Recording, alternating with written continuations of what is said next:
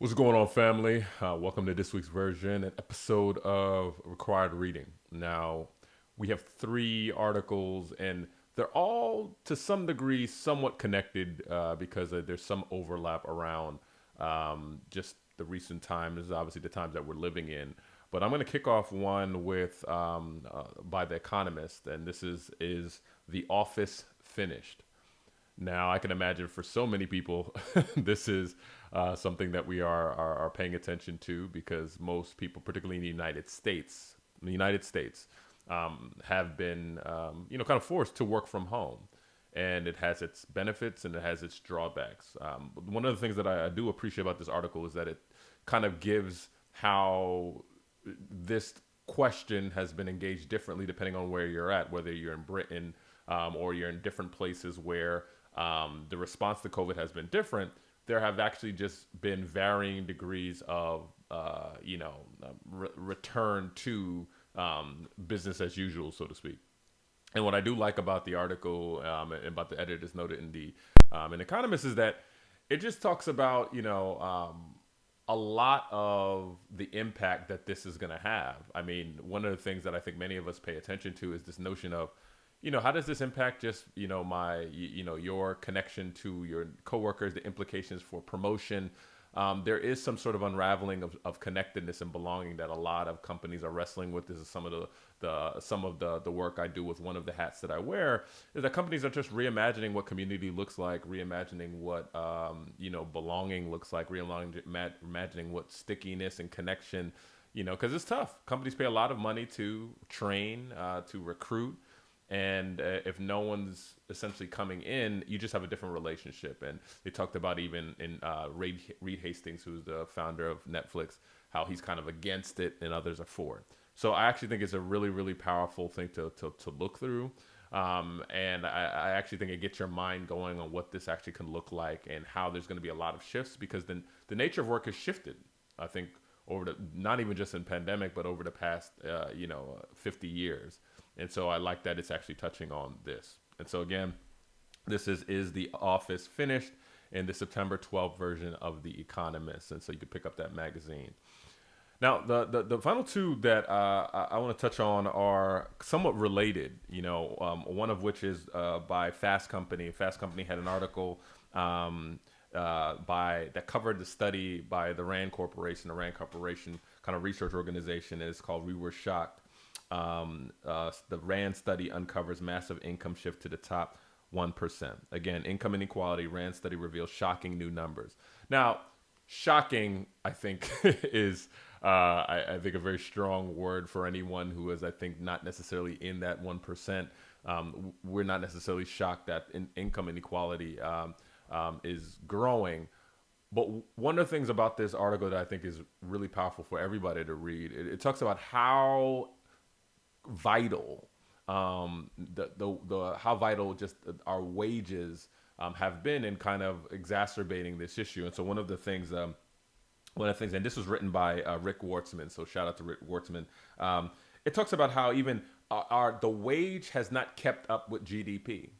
And if the median income level kept up with just GDP, gross domestic product, meaning that as the economy was experiencing gains, the increases in productivity of its workers, if those gains were equitably shared with the workers, in the form of actual more benefits, in the form of higher wages, then that 50K worker, which is the median income level, would be 100,000 in today's dollars. And for anyone who's kind of new to this, they kind of talk about kind of a post World War II, and how that wage got all the way through the 70s, how it actually kept up with GDP, and then in the 70s it stalled. And so ever since then, there has not been a wage increase that has kept pace with, with the GDP growth. And so again, if you solve for inflation and however you're kind of approaching this, this actually gives you this is why this is incredible in the sense, in the research sense, is that this just shows just how stark, just how powerful this wage thing is. And I think fundamentally it makes a lot of sense to hear, right? a lot of the thinking is that it's the winners takes all economy, and I think a lot of people get skittish anytime you talk about income and wealth and distribute. Again, it becomes a very partisan and very political conversation. I just want to just take common sense that this is why there's the gripe, because those who have seen those gains have been in this top upper echelon socioeconomically. But everyone else, it's not even talking about just like 50-50, there's a middle class, there's no middle class. It's like everybody else has not seen the gains. And so whether you're in the 50,000 bracket, whether you're in the 75,000 bracket, whatever it is, it would have been exponentially more, which is why you have so many people struggling, even though you have this top percent booming. And I think when you get it, the great thing is that it gets under the data, and it puts it in real world terms that I think everybody should understand and recognize why minimum wage, why these things are so vital, that people understand why why wages is an important linchpin to a lot of these things. And the fact is, it can't be a small, any policies that come into place over the next few years cannot be small. They have to be quite marked in order to kind of make up that gap and at least alleviate some of the stress that many of your friends, many of all of us are feeling, no matter what industry you're in.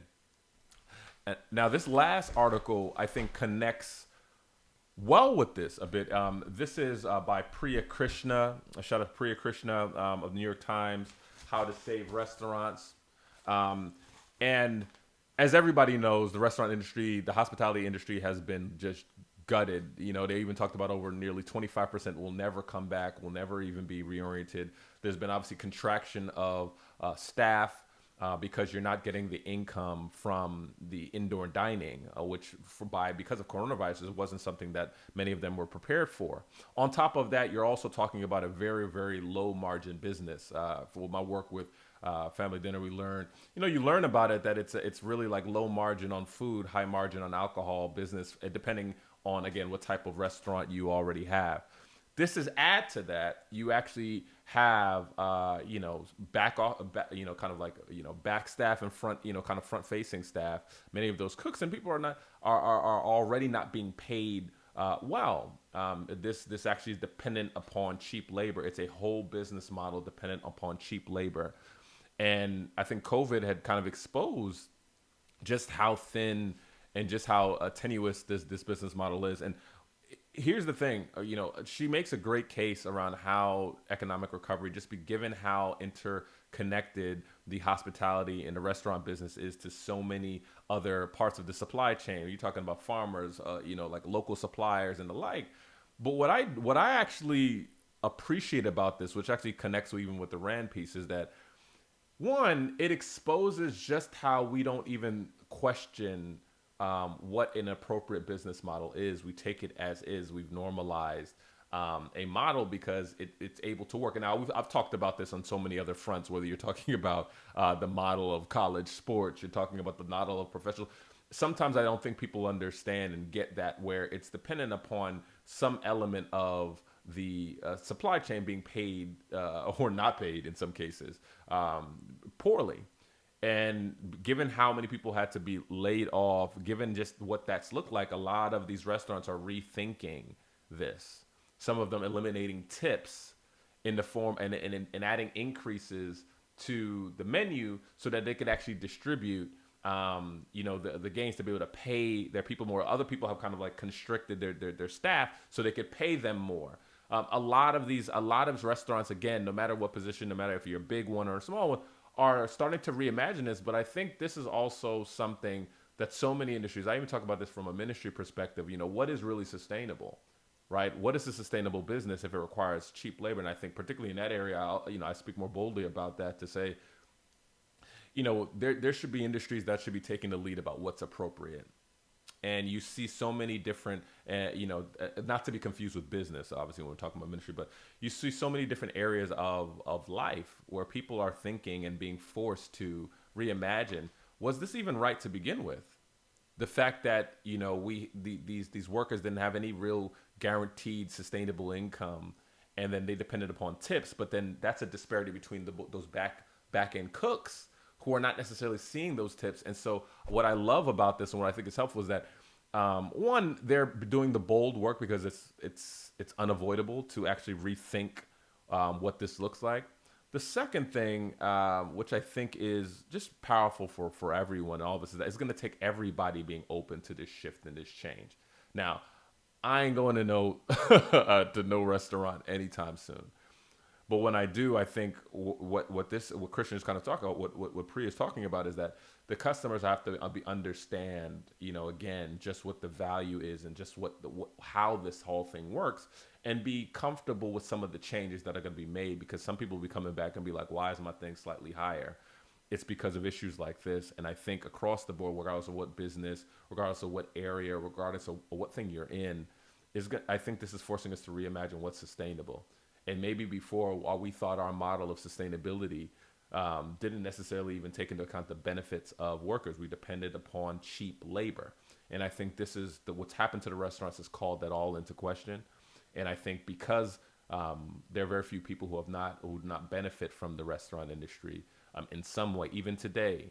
I think it's important for all of us to kind of get on the same page and understand what's at work. So again, the three articles: How to Save Restaurants. First one, the third one, but I'm going to go backwards, by Priya Krishna in this Sunday's New York Times. We have our kind of article from the Rand Corporation and Fast Company, talking about just kind of the income inequality and just how just how distinct that has been. And then we have our other article with the future of the office by the Economist. And it's going to be interesting to see what it looks like, whether people are going to be continuing their leases. But I think this affects everybody because it has implications for your career and your career advancement, whether you're in a city and you're disconnected, whether you're in a leadership position and you're trying to rethink how to stay connected to your workers. And then, but ultimately, it's for families, whether you're at home and how you could plan accordingly and the benefits that offers. And also, what are some of the things that you may be able to ask your companies for, because this is now the new normal. All relevant, all timely, but all articles and readings that I would encourage you all to read. Take care.